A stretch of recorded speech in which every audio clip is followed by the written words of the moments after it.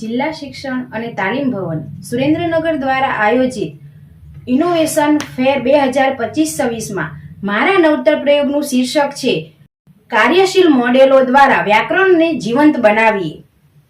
દરેક શિક્ષક પોતાના જ્ઞાનના પ્રકાશથી વર્ગમાંના નાનામાં નાના કોડિયાને પણ પ્રજ્વલિત કરવા સતત પ્રયત્નશીલ હોય છે, પરંતુ પ્રચલિત અધ્યાપન પ્રક્રિયામાં જો ધાર્યું પરિણામ ન મળે તો આપણે અવનવી પ્રયુક્તિઓનો ઉપયોગ કરવો પડે છે.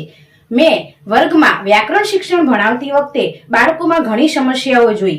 વ્યાકરણના નિયમોની જટિલતા, વ્યાકરણની સંકલ્પનાઓ શીખવામાં કચાશ, વ્યાકરણ શિક્ષણ માટે પૂરતા સમયનો અભાવ તેમજ શુદ્ધ લેખનમાં પણ ઘણી કચાશો જોવા મળી. આ માટે મેં મનોમંથન કરી વ્યાકરણ શિક્ષણને ખૂબ સરળ રીતે સમજાવવા માટે મેં કાર્યશીલ મોડેલો તૈયાર કર્યા અને એનો મારો મુખ્ય હેતુ એ હતો કે રાષ્ટ્રીય શિક્ષણ નીતિ 2020 અનુસાર આપણે આપણા શિક્ષણને અસરકારક અને આનંદદાયી બનાવવું, બાળકોમાં લેખન શુદ્ધ બને અને તેઓ વ્યાકરણ શિક્ષણમાં રસ અને રુચિ અને વિશેષ ધ્યાન આપતા થાય. મેં આ પ્રયોગ હેઠળ એવા અવનવા ક્રિયાપદ, કાળ, અવ્યય, વાક્યના પ્રકારો સમજાવવા માટે મેં અવનવા મોડેલો તૈયાર કર્યા અને બાળકોને રમત દ્વારા એ મોડેલોમાંથી પોતે જાતે જે તે સ્ટીક ઉપાડીને ચિત્રોનું અવલોકન કરીને પોતાની જાતે અલગ અલગ સ્ટીકો એ મોડેલોમાં ગોઠવે છે અને અવનવા મોડેલો વ્યવસ્થિત રીતે ફરીથી તૈયાર કરે છે.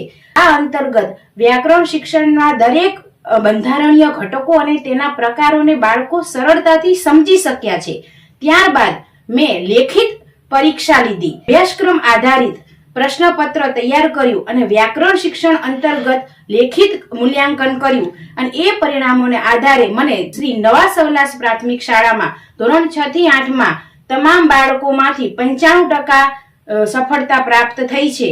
આ નવતર પ્રયોગના વિસ્તૃતીકરણ સ્વરૂપે હું અભ્યાસક્રમ આધારિત ધોરણ 6 થી 8ના અન્ય વ્યાકરણિક મુદ્દાઓનો સમાવેશ કરીને પણ ફરીથી અવનવા મોડેલો તૈયાર કરીશ અને અન્ય શાળા પણ આનો લાભ લે એ માટે હું આ મારા પ્રયોગને આગળ પણ સતત કાર્યરત રાખીશ.